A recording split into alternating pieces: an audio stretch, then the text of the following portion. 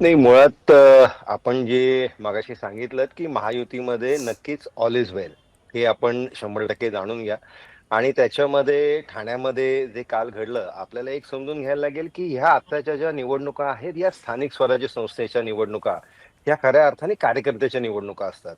आणि त्याच्यामुळे प्रत्येक ठिकाणी कार्यकर्ता हा ज्यावेळेस विधानसभा असेल, लोकसभा असेल, या इकडे फार ताकदीने काम करत असतो.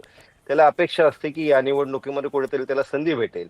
आणि त्याच्यामुळे त्या ठिकाणी ते पाठपुरावा करत असतात, काही गोष्टींवरती काम करत असतात. आता 2019 पासून ह्या विषयासाठी ज्याच्यावरती काल सगळं झालं, त्याच्यावरती संजयजी केळकर हे सातत्याने पाठपुरावा करत होते. अधिवेशनामध्ये असेल, मुख्यमंत्र्यांच्या मागे असेल. आणि त्याच्यामुळे खरं तर ही श्रेयवादाची लढाई नाही. हे सगळं श्रेय महायुतीचं आहे. माननीय फडणवीस साहेब यांच्या नेतृत्वामध्ये काम करत असताना उपमुख्यमंत्री शिंदेसाहेब आहेत, उपमुख्यमंत्री अजितदादा आहेत. यांच्या नेतृत्वामध्ये हे सरकार अतिशय चांगल्या पद्धतीमध्ये लोकांचे प्रश्न सोडवण्याच्या दृष्टिकोनाने सगळे निर्णय घेत असतात आणि त्याच्यामुळे हा श्रेय हा महायुतीचा आहे. हं.